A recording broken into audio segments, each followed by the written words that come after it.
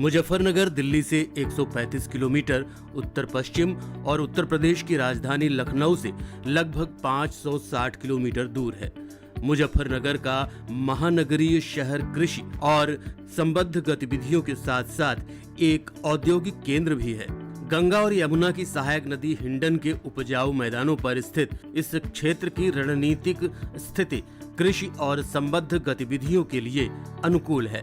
मुजफ्फरनगर का पूरा क्षेत्र भौतिक और जलवायु परिस्थितियों से भरपूर है, साथ ही पर्याप्त वर्षा भी है। यही कारण है कि यहाँ कृषि विकास को बढ़ावा मिला है। मुजफ्फरनगर जिला नकदी फसलों के साथ साथ गेहूं, बाजरा, मक्का, जौ, आलू और दालें जैसे खाद्यान्न यहाँ के बड़े हिस्से में उगाया जाता है। इसके अलावा इस क्षेत्र में विभिन्न प्रकार के फल और सब्जियां भी उगाई जाती हैं। मुजफ्फरनगर में निश्चित रूप से कृषि पर निर्भर गतिविधियों जैसे पशुपालन, डेयरी फार्मिंग और कृषि आधारित उत्पादों के निर्माण आदि में वृद्धि हुई है। समृद्ध प्राकृतिक वनस्पति की बदौलत मुजफ्फरनगर ने कृषि क्षेत्र में समृद्धि हासिल की है। अब जरा बात कर लेते हैं आज के सफल किसान डॉक्टर जितेंद्र कुमार आर्य की, जो कृषि विज्ञान केंद्र मेरठ में कार्यरत हैं। यहीं अपने 9 एकड़ पैतृक भूमि पर वो देसी गौ आधारित प्राकृतिक खेती कर रहे हैं। इन्होंने मुख्य रूप से 2016 में प्राकृतिक खेती करना शुरू किया था। डॉक्टर आर्य कहते हैं कि प्राकृतिक खेती की मूल पूंजी गाय है। अगर गाय है तो बेहद ही आसान तरीके से प्राकृतिक खेती की जा सकती है। प्राकृतिक खेती एक ऐसी पद्धति है जिसमें खर्च ना के बराबर होता है और मुनाफा अधिक होता है। प्राकृतिक खेती की मुख्य पूंजी क्या है, बता रहे हैं आज के सफल किसान। प्राकृतिक खेती एक ऐसी पद्धति है जिसमें फसलों पर किसी भी प्रकार का रासायनिक कीटनाशक उर्वरक का प्रयोग नहीं किया जाता। इसमें सिर्फ प्रकृति द्वारा निर्मित उर्वरक, पेड़ पौधों के पत्तों से बनी खाद, गोबर खाद एवं जैविक कीटनाशक का प्रयोग किया जाता है। ये एक प्रकार से विविध प्रकार की कृषि प्रणाली है जो फसलों, जीव जंतु एवं पेड़ पौधों को एकीकृत करके रखती है। प्राकृतिक खेती कृषि की प्राचीन पद्धति है।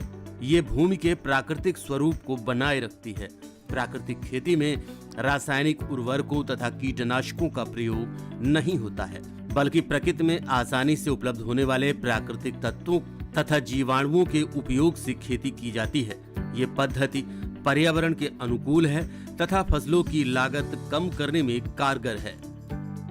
खेती किसानी में गाय का बड़ा महत्व है। ऐसा इसलिए क्योंकि गाय का गोमूत्र एवं गोबर प्राकृतिक खेती में प्रयोग होता है। डॉक्टर आर्य का मानना है कि प्राकृतिक खेती का मूल आधार देसी गाय है और वो इसी के तहत प्राकृतिक खेती कर रहे हैं।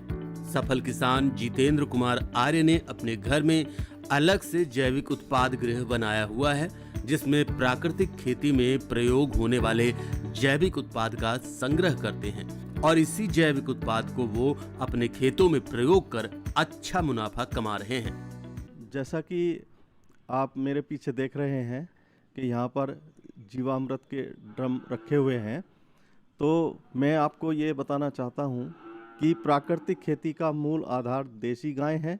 और देसी गाय इसलिए कि देसी गाय के गोबर गौमूत्र का जब एनालिसिस किया जाता है तो उसमें 300 से 500 करोड़ सूक्ष्म जीवाणु 1 ग्राम गोबर में पाए जाते हैं। इसलिए प्राकृतिक खेती का मूल आधार देसी गाय है। हमारे पास अभी वर्तमान में 2 देसी गाय हैं। एक साहिवाल नस्ल की है जिसको आप देखेंगे और एक थारपारकर नस्ल की है। ये दोनों गायें प्राकृतिक खेती के लिए बहुत ही अच्छी नस्ल की गायें हैं। डॉक्टर आर्य जैविक उत्पाद बनाने के लिए अलग अलग ड्रम का प्रयोग करते हैं और इस ड्रम में अलग अलग उत्पाद को संग्रहित करते हैं। तो आइए उन्हीं से जानते हैं कि जैविक उत्पाद बनाने की प्रक्रिया क्या है और इसमें क्या क्या इस्तेमाल लाया जाता है। सबसे पहले बात करते हैं जीवामृत की। ये आप देख रहे हैं मेरे पीछे जीवामृत के ड्रम रखे हुए हैं।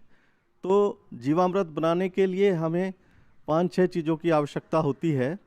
देसी गाय का गोबर 10 किलो, देसी गाय का मूत्र 10 लीटर, गुड़ 1.5 से 2 किलो, बेसन 1.5 से 2 किलो, 500 ग्राम पुराने पेड़ के नीचे की मिट्टी और 180 लीटर पानी, इस सारी सामग्री को हम ड्रम में भर देते हैं और फिर सुबह शाम लकड़ी के डंडे से इसको घुमाते हैं घोलने के लिए, ताकि ये सारी सामग्री अच्छी प्रकार से घुल जाए और सूक्ष्म जीवाणुओं की गतिविधियाँ सही ढंग से होने लगे। पूरे ड्रम में यानी कि पानी में नीचे तक वायु का संचार ठीक प्रकार से होने लगे, इसलिए इसको हम घुमाते हैं। ये जो हमने जीवामृत इस तरह विधि से तैयार किया, ये सर्दियों में 5 दिन में, गर्मियों में 3 दिन में तैयार हो जाता है और इसको हम सर्दियों में अधिकतम 15 दिन तक, गर्मियों में अधिकतम 7 दिन तक स्टोर कर सकते हैं। फिर इसको हम सिंचाई के पानी के साथ खेत में इसका प्रयोग करते हैं। अगर किसान ज्यादा से ज्यादा प्राकृतिक खेती करे तो कम लागत तो लगेगी ही, पानी की भी अच्छी खासी बचत होगी। ऐसा इसलिए क्योंकि प्राकृतिक खेती करने से जमीन में पानी की सोखने की क्षमता बढ़ती है। अगर वर्षा कम भी हो तो भी लंबे समय तक खेतों में जल की उपलब्धता बनी रहती है। इसलिए किसानों के बीच प्राकृतिक खेती का प्रचलन लगातार बढ़ता जा रहा है, क्योंकि इस खेती में देश के किसानों को अधिक लाभ प्राप्त होता है। सही मायने में देखा जाए तो पर्यावरण की दृष्टि से भी प्राकृतिक खेती करना काफी लाभदायक है। जैसा कि हमने बताया, इसमें किसी भी तरह के रसायन का इस्तेमाल नहीं किया जाता है। प्राकृतिक खेती में सबसे अधिक बायोमास, माल्चिंग, गाय के गोबर एवं गोमूत्र के इस्तेमाल पर अधिक जोर दिया जाता है। प्राकृतिक खेती करने से भूमि के जलस्तर में वृद्धि होती है, साथ ही साथ इसमें मिट्टी, खाद्य पदार्थ और जमीन में पानी के माध्यम से होने वाले प्रदूषण में भी कमी आती है।